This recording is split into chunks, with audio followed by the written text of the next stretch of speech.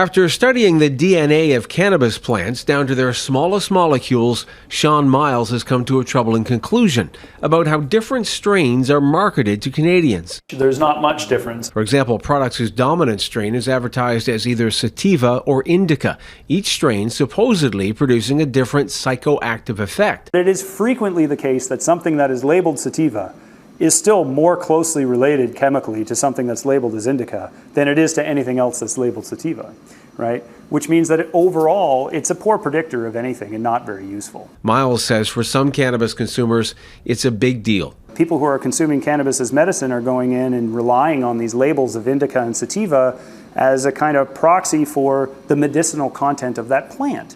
And we've demonstrated that it's not a good predictor of those elements, and so that's particularly dangerous.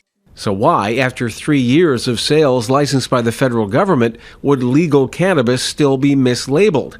The group that represents more than 700 licensed growers in Canada suggests it's a lingering effect from the illegal cannabis market. License holders were able to bring, on a one-time basis, bring plants over from the illicit world where perhaps the naming and such was was more of a trend and less of a scientific matter.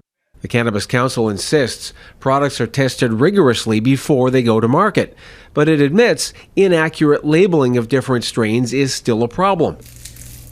Health Canada says it's providing more information for industry to ensure packaging and labeling give consumers the information they need. Nova Scotians who smoke pot smoke more than anyone else in the country. BC may grow the most, but Nova Scotians are the most eager consumers. StatsCan says those Nova Scotians who use it consume about 27 grams of cannabis each year, about the weight of a slice of bread. Why is that?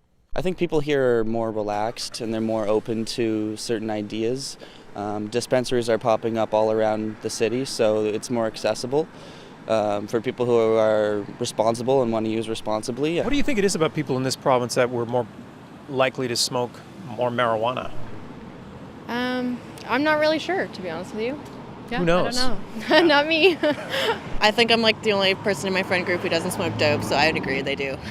In another couple of months, Nova Scotians will be able to buy their weed here.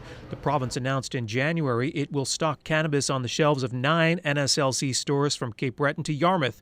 Today it added 3 more, New Minas, Bridgewater, and Antigonish. We knew that we had gaps in the province, and that's one of the reasons that we looked at these particular locations, because we want to service the whole province, of course. There's still a lot of work to be done before these stores are ready to sell weed.